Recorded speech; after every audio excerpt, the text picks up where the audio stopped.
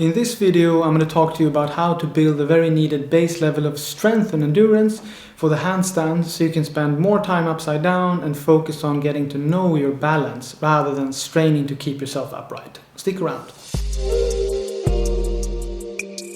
Hey, Andreas here from andreasgaze.com. In this video I'm going to walk you through 3 amazing and effective exercises for building strength and endurance in your handstand position. I've also included 2 floor-based animal movements as a bonus that will support your handstand and add some extra fun to your practice.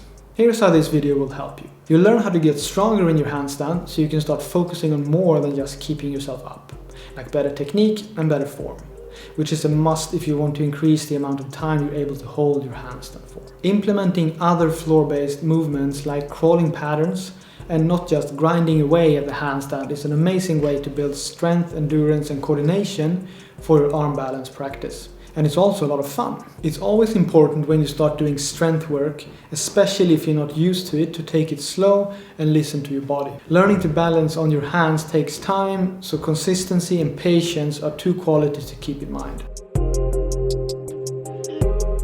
The first exercise is called the Pike hold. This is an amazing exercise for building strength, awareness and confidence in the handstand position. For this exercise you'll need an elevated and stable surface to place your feet on, and I'm using a chair pushed up against the wall. Start out on all 4 in front of the chair, getting both feet up. You want to keep your shoulders above your hands, not being too close to the chair and not too far away. If you find this position too hard to hold, try bending at the knees to adjust the difficulty.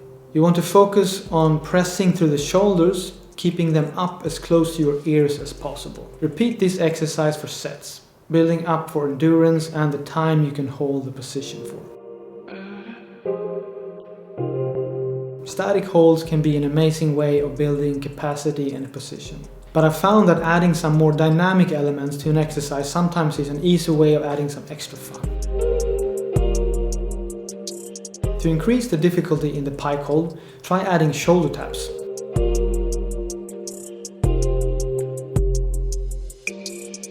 This will help you work on coordination, balance and will really require you to push off of the arm that remains in the floor.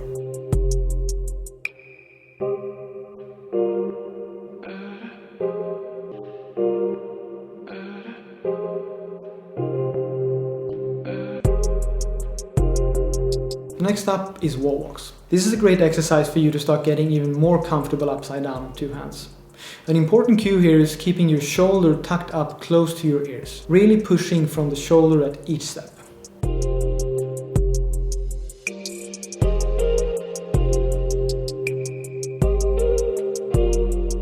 When you start learning the handstand, fear might be a factor.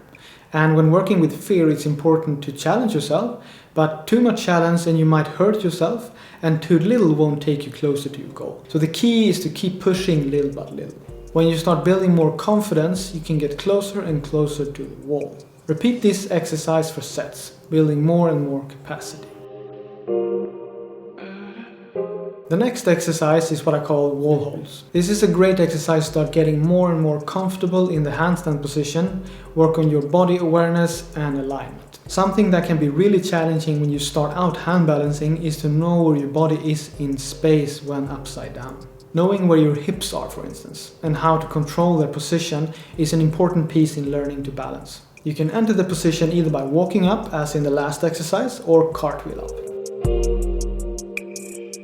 When in position, keep your eyes between your hands, pushing your shoulders up towards your ears and experiment with shoulder and hip position.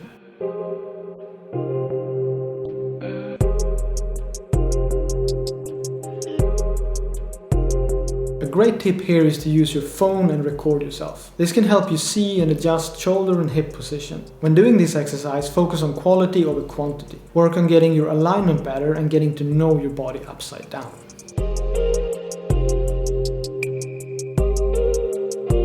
Crawling patterns is an amazing way to move and can be a great complement for your handstand practice. It challenges your coordination, your balance, strength, mobility and body awareness. I've included 2 types as a bonus in this video. The first one I call bear walk.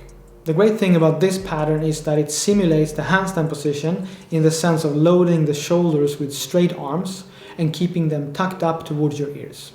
You probably feel a good stretch on the back of your legs on this one, and you might have to come up on your toes. The coordination challenge is to be lifting and landing with opposite foot and hand at the same time. For the next one, you'll start in a squat position. If your ankle mobility won't allow you to keep your heels in the ground, don't worry. The body adapts to movement done repeatedly and consistently. Start by coming up on your toes. Positioning your hand aligned with the opposite foot, about a hand length in front of it. Pushing through the shoulders, jumping and landing with the trailing foot in line with the lead hand, trying to keep your arms straight throughout the movement.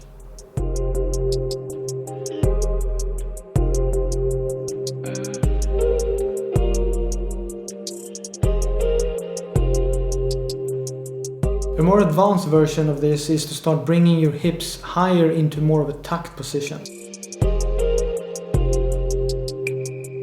And to increase the difficulty even more, pausing at the top.